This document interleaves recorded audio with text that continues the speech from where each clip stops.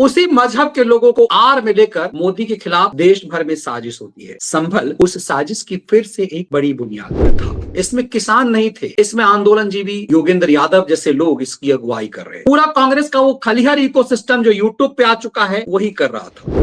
शाहीन साजिश के बाद दिल्ली में हिंदू विरोधी दंगे को अंजाम दिया गया। उसमें केजरी का एक सिटिंग पार्षद मुख्य सरगना था। कांग्रेस पार्टी दूसरी तरफ इस उन्माद में है, वो अमित शाह के पुतले जो हैं वो जला रहे हैं और कांग्रेस पार्टी ने कह दिया है कि हम देश भर में आंदोलन चलाएंगे। नमस्कार, कैसे हैं आप? गल्फ कंट्री अरब देशों में बसा कुवैत सबसे संपन्न देशों में से एक है और अब कुवैत ने प्रधानमंत्री मोदी को अपना सबसे बड़ा राष्ट्रीय सम्मान से सम्मानित किया है। मोदी दुनिया के एकमात्र नेता हो गए हैं जिन्हें 30 से ज्यादा देशों ने अपना राष्ट्रीय सम्मान दिया है। ये धरती पर मोदी अकेले ऐसे राष्ट्रनायक हैं। कुवैत जैसा देश शारजाह इलाके में बसा अरब कंट्रियों में इस 57 देश जिसे यहाँ के उन्मादी जिहादी अपना बाप मानते हैं कि तेरा मेरा रिश्ता का सरगना है, वहां से हम कंट्रोल करा देंगे मोदी को। वो आधे से ज्यादा अरब कंट्री ने प्रधानमंत्री मोदी को अपना सम्मान दे दिया। कुवैत उसमें से अनोखा देश है और आज कुवैत ने भी वो सम्मान भारत के प्रधानमंत्री को दिया जो उसका सबसे बड़ा राष्ट्रीय सम्मान है। लेकिन यहां पर उसी मजहब के लोगों को आड़ में लेकर मोदी के खिलाफ देश भर में साजिश होती है। संभल उस साजिश की फिर से एक बड़ी बुनियाद थी। जब प्रधानमंत्री बनकर के 2014 में आए मोदी तो एजेंडा अपनाया गया दलितों को लेकर, वो फेल हुआ। तो फिर आदिवासी को लेकर के फिर शाहीन साजिश हुई, उसके बाद सो कॉल्ड किसान आंदोलन हुआ, ये सब फेल हुआ। ये सब डीप स्टेट की वही तैयारी थी जो तैयारी जिसको अंजाम श्रीलंका में, पाकिस्तान में, अफगानिस्तान में, नेपाल में, बांग्लादेश में, म्यांमार में दिया जा चुका था। ये जो किसान आंदोलन था, सो कॉल्ड किसान आंदोलन, ये जो शाहीन साजिश थी, वो किसी मजहब का नहीं था। वो नरेंद्र मोदी के खिलाफ वही आंदोलन था जैसे बांग्लादेश को कोई उदाहरण से यदि आप समझेंगे तो जैसे बांग्लादेश में हाल के दिनों में क्या हुआ, बांग्लादेश में हाल के दिनों में कहा गया ये स्टूडेंट का आंदोलन है, लेकिन उसमें हुआ क्या, उस सो कॉल्ड स्टूडेंट आंदोलन में हिंदुओं पर अत्याचार हुआ। ये चीजें श्रीलंका में जनता का आंदोलन बताया गया और राष्ट्रपति भवन में घुस करके लोगों ने उत्पात मचाया उस डाइनिंग टेबल हॉल पर। बांग्लादेश में वही सब हुआ। यही तैयारी भारत में रही कि किसान आंदोलन उसी का खेल था। इसमें किसान नहीं थे, इसमें आंदोलनजीवी योगेंद्र यादव जैसे लोग इसकी अगुवाई कर रहे थे। पूरा कांग्रेस का वो खलिहर इकोसिस्टम जो यूट्यूब पे आ चुका है वही कर रहा था। ये सब फेल हुआ, हाल के दिनों में पूरी तरह से फेल हुआ और बड़ी स्ट्रेटेजिकली प्रधानमंत्री मोदी ने इस पर नकेल कसा।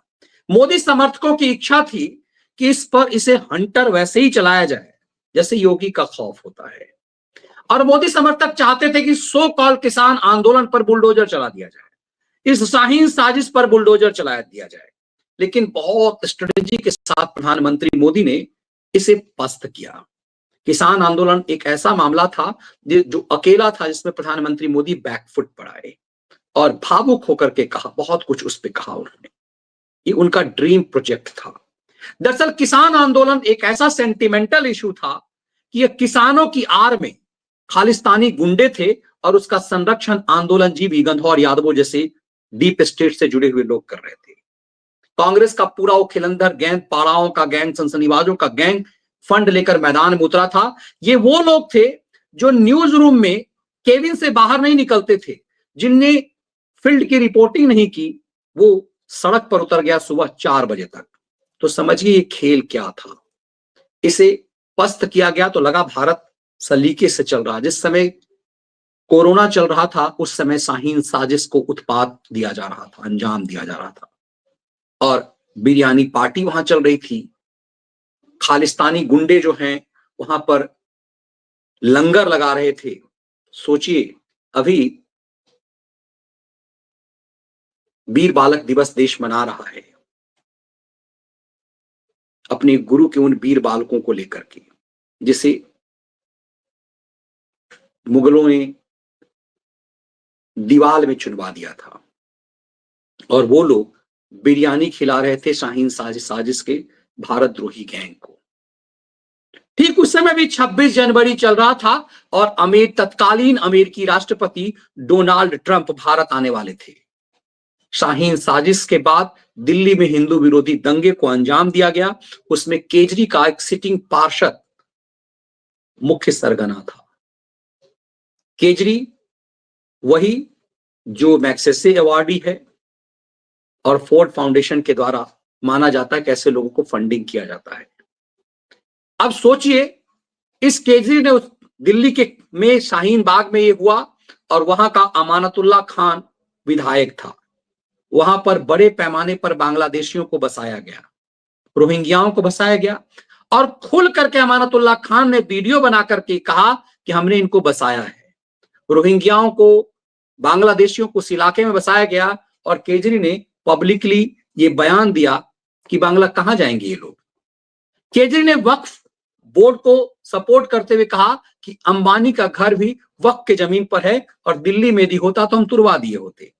हमारा पूरा प्रयास वक्फ के साथ है, और पब्लिक मीटिंग में केजरी ने सब बातें कही। जो केजरी खुलेआम बांग्लादेशियों को संरक्षण यहां बसाने, अवैध बसाने के लिए अपने अमानतुल्लाह को लगाया, उसने एक नया एजेंडा धारण कर लिया। अब केजरी कह रहा है कि जब बांग्लादेशी को पकड़ा जा रहा है, जब बड़े पैमाने पर यह आंदोलन चलाया जा रहा है और दिल्ली पुलिस अपना ड्राइव चला रही है, बांग्लादेशियों रोहिंग्याओं को पकड़ रही है, तो केजरी ने अपने संजय सिंह के साथ उन्माद मचाया और ये कहना शुरू किया कि पूर्वोत्तर के लोगों को वोट बैंक, वोटर लिस्ट से नाम हटाए जा रहे हैं। आप चौंक जाएंगे कि जो केजरी इस कदर उन्माद मचाया, जिसने लगातार ये कहा, वो कह रहा है कि रोहिंग्याओं को, ये पूर्वोत्तर के लोगों को रोनी सी चेहरा बना करके केजरी अपने अमानत के साथ आता है, और केजरी अपने संजय सिंह के साथ कह रहा है कि रोहिंग्याओं को नहीं, बिहार पूर्वोत्तर के लोगों को हटाया जा रहा है, और मुझे बड़ी पीड़ा है। आप क्या मानते हैं, ये 26 जनवरी से पहले कैसी तैयारी है? कांग्रेस पार्टी दूसरी तरफ इस उन्माद में है, वो अमित शाह के पुतले जो हैं वो जला रहे हैं, और कांग्रेस पार्टी ने कह दिया है कि हम देश भर में आंदोलन चलाएंगे। 26 जनवरी तक कांग्रेस पार्टी देश भर में आंदोलन चलाने की तैयारी में है। अब आप देखिए कि सब चीजें क्या है, इस खेल को जरा समझिए। कांग्रेस ने ये कहा है संसद सत्र, संसद चलने नहीं दिया, और अब कांग्रेस का शाह के इस्तीफे के लिए कांग्रेस कैंपेन चलाएगी। 26 जनवरी तक देश भर में प्रदर्शन होंगे। संसद में अंबेडकर पर गृह मंत्री का बयान पर का मामला है। अब ये 26 जनवरी तक क्यों? 26 जनवरी तक देश भर में प्रदर्शन होंगे, ये कांग्रेस कह रही है। कांग्रेस ने अपने पूरे इकोसिस्टम पर इसमें लगा दिया, और ये कांग्रेस अब कह रही है कि हम 26 जनवरी तक देश भर में अंबेडकर के नाम पर उत्पात मचाएंगे, हम सड़क पे उतरेंगे और प्रोटेस्ट करेंगे। डेमोक्रेसी में ये अधिकार है, लेकिन अब इस चीज को जरा समझिएगा। ये संसद में फेल हुए। सोरोस वाला मामला जब संसद में आया कि सोनिया गांधी का जॉर्ज सोरोस के साथ रिश्ता है, सोनिया जिस संगठन से जुड़ी है उसकी फंडिंग करता है सोरोस फाउंडेशन, बीजेपी का दावा, ये सिर्फ बीजेपी का नहीं था, ये सरकार का दावा था। सरकार के मंत्री ने सोनिया गांधी का नाम लिया, और पहली बार ऐसा हुआ कि सोनिया का नाम लिया गया संसद में। जब भारत सरकार के मंत्री जेपी नड्डा, किरण रिजिजू ये हमलावर हुए, उसके बाद प्रवक्ताओं को उतारा गया, और भाजपा ने अपने विद्वान प्रवक्ताओं को उतारा, उसमें रविशंकर प्रसाद को भी उतार दिया, और उसके बाद संबित पात्रा ने पूरी तरह से पोल खोल दी, पूरे साक्ष्य सामने रख दिए। सुधांशु त्रिवेदी ने तो अपनी विद्वता का परिचय देते हुए पूरा सोनिया गांधी के पूरे साक्ष्य और सबूत पेश कर दिए कि कैसे राजीव गांधी फाउंडेशन को पैसा आया, जॉर्ज सोरोस के साथ किस तरह से ये जुड़े हुए थे। लेकिन इसी बीच अंबेडकर वाला मामला आया और कांग्रेस ने उस पर, अंबेडकर के मामले पर बवाल काटना शुरू किया। कांग्रेस को लगा कि वो अब सोरस के मामले को खत्म करके अंबेडकर वाले मामले पर बवाल मचा देगी, लेकिन इतने में राहुल गांधी ने अपनी उजड्डता से कांग्रेस के एजेंडे को फेल कर दिया।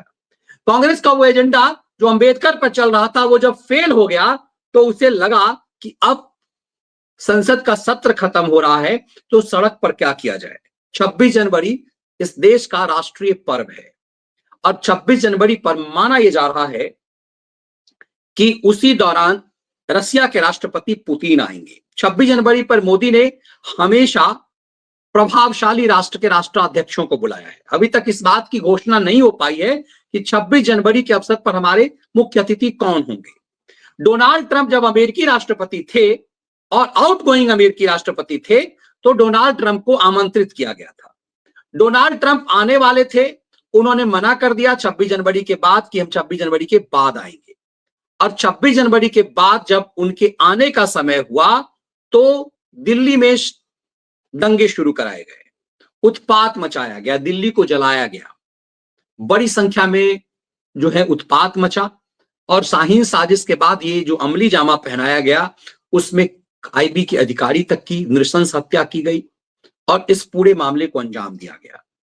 ऐसा लगा कि वो एक सही समय है जिससे भारत को बदनाम किया, जो भारत जो दंभ भर रहा है, मोदी की अगुवाई में भारत जो ये दंभ भर रहा है कि वो दुनिया का तीसरा इकोनॉमी बनने वाला है, पांचवा बन चुका है, अब तीसरा इकोनॉमी बनने वाला है, वो $5 ट्रिलियन की इकोनॉमी वाला देश दुनिया का बनने वाला है। भारत का जो प्रभाव है, भारत अपने प्रभाव से रूस और यूक्रेन दोनों के बीच एक सेतु का काम कर रहा है। भारत एक अकेला देश है जिसकी दोनों दुश्मन देश तारीफ कर रहे हैं। भारत मोदी की अगुवाई में ऐसा हो गया कि जो संयुक्त राष्ट्र संघ में जो पाकिस्तान के अलावा कुछ देश थे, जो मलेशिया थे या फिर अरब के कुछ देश थे, या फिर आप ये कह लीजिए कि जिन जिन देशों ने कश्मीर को लेकर के पाकिस्तान के साथ राह गलापे थे, उन सब ने अपने अपने सुर बदल लिए। पाकिस्तान अकेला पड़ गया और पाकिस्तान को एक तरह से भारत ने तबाह और बर्बाद कर दिया।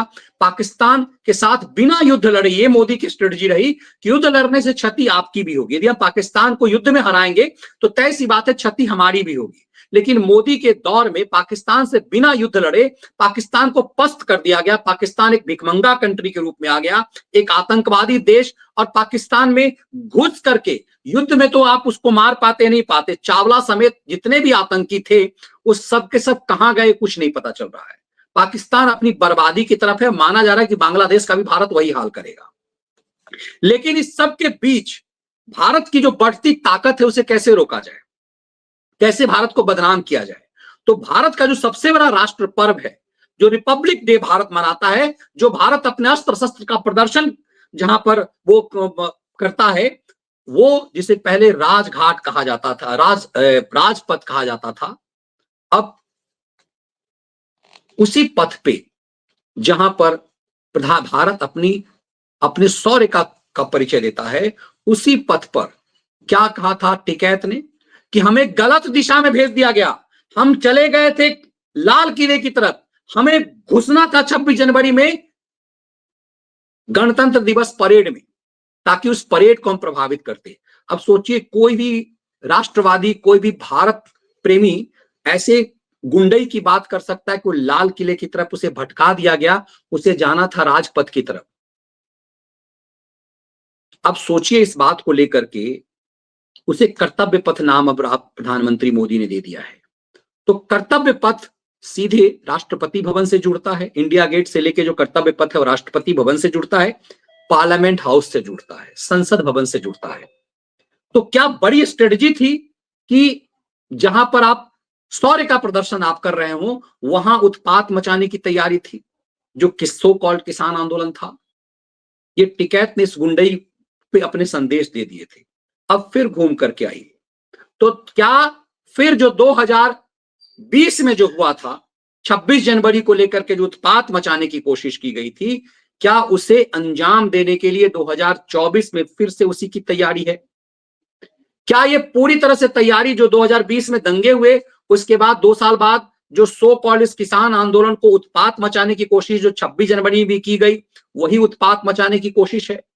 फिर 2024 में कांग्रेस ने कहा कि हम 26 जनवरी तक देश भर में आग लगाएंगे, हम उत्पात मचाएंगे, और राहुल गांधी कहते हैं कि ये तो अब बारूद के ढेर पर भारत है, बस माचिस मारना है। तो क्या माचिस मारने की तैयारी 26 जनवरी के लिए है? मोदी समर्थकों को इस बात का गुस्सा है कि जो जॉर्ज सोरोस और सोनिया गांधी वाला जो मामला था, उस पर चुप्पी क्यों सरकार ने साध लिया? स्ट्रेटेजी समझिए। चुप जॉर्ज सोरोस वाला मामला जो इतना उग्र हो चुका था, सरकार ने चुप्पी लगा दी। सोनिया पर हमलावर नहीं है। राहुल गांधी का जो मामला अदालत में जवाब देना था 19 दिसंबर को कि राहुल गांधी विदेशी नागरिक हैं, उसके लिए अमित शाह की गृह मंत्रालय ने मार्च का समय क्यों मांग लिया? क्यों ऐसे कहा कि हमें 8 हफ्ते का समय दीजिए? 8 हफ्ते राहुल गांधी के बारे में यदि सुब्रमण्यम स्वामी को सच पता है तो भारत सरकार को यह नहीं पता होगा, ऐसा संभव नहीं है। तो क्या राहुल गांधी को बचा रहे हैं अमित शाह? भारत सरकार का गृह मंत्रालय क्या राहुल गांधी को बचा रहा है? क्या सोनिया गांधी को संरक्षण दिया जा रहा है? सब साक्ष्य यदि भारत सरकार का मंत्री कह रहा है, यदि जेपी नड्डा कह रहे हैं, यदि किरण रिजिजू पार्लियामेंट में कह रहे हैं, यदि भाजपा अपनी प्रवक्ताओं को मैदान में उतार करके वो सुधांशु त्रिवेदी और संबित पात्रा जैसे प्रवक्ताओं को उतार करके कह रहे कि सोनिया गांधी के खिलाफ गंभीर सबूत हैं, तो फिर ये बात सिर्फ सबूत की बात क्यों की जा रही? कार्रवाई क्यों नहीं की जा रही? क्या सरकार को यह लग रहा है कि 26 जनवरी में जो संभवतः रसिया के राष्ट्रपति भारत आने वाले हैं, या रसिया के राष्ट्रपति की यदि बात नहीं हुई तो निश्चित रूप से कोई प्रभावशाली राष्ट्र का राष्ट्राध्यक्ष भारत आएगा?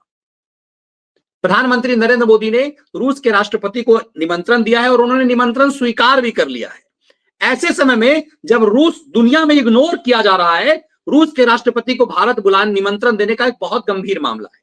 तो क्या 26 जनवरी को रसिया के राष्ट्रपति ही भारत में मुख्य अतिथि होंगे? और क्या उसी समय भारत जलाने की पूरी तैयारी कर ली गई है अंबेडकर के नाम पर? अब सोचिए, अंबेडकर के नाम पर फुदक रहा है केजरीवाल भी, कि जो केजरीवाल रोहिंग्याओं का संरक्षण करता रहा, बांग्लादेशियों का संरक्षण अपने अमानतुल्लाह के माध्यम से करा रहा था, अब जब वो फंसा, जब बांग्लादेशियों के वोटर लिस्ट से नाम काटे जा रहे हैं, रोहिंग्याओं के जो नाम जोड़ दिए गए, जो आधार कार्ड बना बना करके उनके नाम काटे जा रहे हैं, तो केजरी को लग रहा है उसका वोट बैंक नष्ट हो रहा है, तो उसने एक दंगा कराने के लिए कह दिया कि पूर्वोत्तर के लोगों के नाम काटे जा रहे हैं। कल्पना कीजिए, ऐसा संभव है? पूर्वोत्तर बेस है, मैक्सिमम पूर्वोत्तर चाहे आप ले लीजिए कि बंगाल को छोड़ करके पूरे जो यूपी से लेकर के पूरे पूर्वोत्तर में भाजपा की सरकार है। तो पूर्वोत्तर के साथ जहां पर इतना गढ़ है भारत भाजपा का, पूर्वोत्तर को कैसे इग्नोर किया सकता है? और कैसे प्रधानमंत्री मोदी ये कर सकते हैं, या फिर भारत सरकार कैसे कर सकता है कि रोहिंग्याओं को के नाम पर पूर्वोत्तर के लोगों का वोटर लिस्ट से नाम काटे? दरअसल केजरी ने यह स्ट्रेटेजी अपनाई है दंगा कराने की, कि पूर्वोत्तर के नाम पर उत्पात दिल्ली में करा दिया जाए, कि पूर्वोत्तर के लोग बहुत ज्यादा रहते हैं यहाँ, केजरी की पार्टी के कुछ विधायक भी हैं, तो इसलिए दिल्ली में इस नाम पे फसाद करा दिया जाए। और फिर अंबेडकर का मैं परम भक्त हूं, जिसने जीवन भर अंबेडकर का नाम ले लिया, फिर अंबेडकर का परम भक्त हूं। और उसके बाद कांग्रेस का ये लाइन लेना कि वो अंबेडकरवादी है, राहुल गांधी का ये पोस्टर लेकर चलना कि मैं भी अंबेडकरवादी हूं, ये बताता है कि खेल गंभीर है। तो क्या बड़ी तैयारी कर ली गई है 26 जनवरी से पहले देश में आग लगाने का, 2020 और 2022 की तरह 2024 में भी 2 साल अंतराल के बाद? और क्या इस स्ट्रेटजी को प्रधानमंत्री मोदी, अमित शाह और अजीत डोभाल समझ चुके हुए हैं? यही वजह है कि सरकार ने तय किया है कि 26 जनवरी तक ठंड रखनी है, फिर इन सब की जो गर्मी है उतारी जाएगी। तो क्या 26 जनवरी के बाद जब धीरे धीरे ठंड खत्म होगी तो भारत द्रोहियों की गर्मी उतारने की तैयारी हो गई है? क्या राहुल गांधी के विदेशी नागरिक का मामला भी इसीलिए 26 जनवरी तक सब्र किया गया है? क्या जॉर्ज सोरोस पर के साथ सोरोस के साथ जो सोनिया का षड्यंत्रकारी खेल है, उस पर भी इसीलिए चुप्पी है? अब ऐसे समय में प्रधानमंत्री मोदी कुवैत जैसे देशों में सम्मानित हो रहे हैं, तो भारत में जो उन्हें मुस्लिम विरोधी कह रहा है, वहां हंटर चल रहा है। तो क्या सच यही है कि गर्मी उतारने की तैयारी 26 जनवरी के बाद है? ये 2 कदम आगे बढ़कर फिर 1 कदम पीछे हटकर शिकार करने की तैयारी। अमित शाह पर आप कतई अविश्वास नहीं कर सकते, और जिस ढंग से सरकार ने सोरोस और सोनिया के संबंध का उजागर किया है, ये बैकफायर कर सकता है यदि सरकार फ्रंट फुट पे नहीं आएगी। लेकिन 26 जनवरी हमारा राष्ट्रीय पर्व है, और उस समय जो ये साजिश की तैयारी है कि देश 26 जनवरी, बहुत बड़े पैमाने पर इसकी तैयारी होती है, महीनों इसकी तैयारी होती है, तब जाकर के हम अपना सबसे बड़ा राष्ट्र पर्व मना पाते हैं। तो क्या देश जब राष्ट्र पर्व मनाने की तैयारी में है, जानबूझ करके कांग्रेस ने कहा कि हम 26 जनवरी तक देश भर में उत्पात करेंगे, वो योग इसके पुतले जलाएंगे? 26 जनवरी तक ही क्यों? 26 जनवरी ही क्यों? ये बताता है कि जो राहुल गांधी ने कहा कि देश बारूद के ढेर पर है, बस माचिस मारने की जरूरत है, सरकार हाथ मरोड़ कर वो माचिस छीन कर अंदर करने की तैयारी में है। तो इसीलिए इंतजार कीजिए कि ठंड 26 जनवरी के बाद कम होने लगती है, तो गर्मी उतारने की तैयारी सरकार बड़े लेवल पे कर रही है।